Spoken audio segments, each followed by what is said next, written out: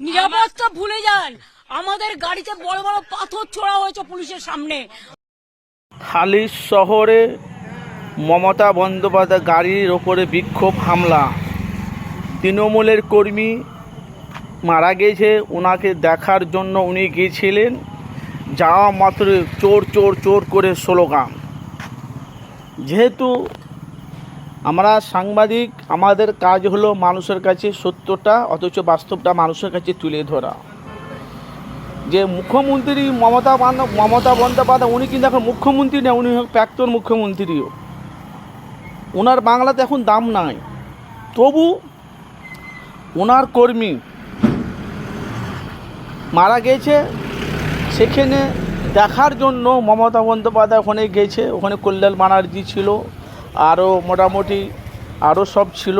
মমতা বন্দ্যোপাধ্যায়কে দেখেই চোর চোর চোর করে স্লোগান, তারপরে আক্রমণ করা হয়েছে, তারপরে হামলা হয়েছে। আমরা দেখলাম, যেহেতু ফেসবুক ইউটিউবে আমরা যেটা দেখতে আমরা যেটা পাচ্ছি, মানে এটা মানে এটা একেবারে নিন্দত্ব জানাচ্ছে বাংলার মানুষ। যেহেতু উনি দেখতে গেছে সেখানে কোনো মন্ত্রী বলেছে এসব কাদা ছোড়া, গাড়ির ওপরে হামলা, এগুলো করা ঠিক হয়নি।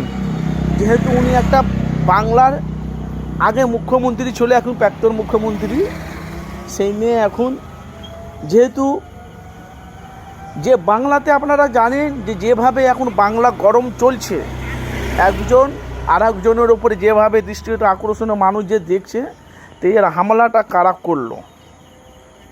যেহেতু আমরা দেখতে পাচ্ছি বিজেপির কিছু নেতা বলছে এসব করাগুলো নিন্দা, অবশ্যই পুলিশ তার আইনত পুলিশ তাকে আইনত আনবে।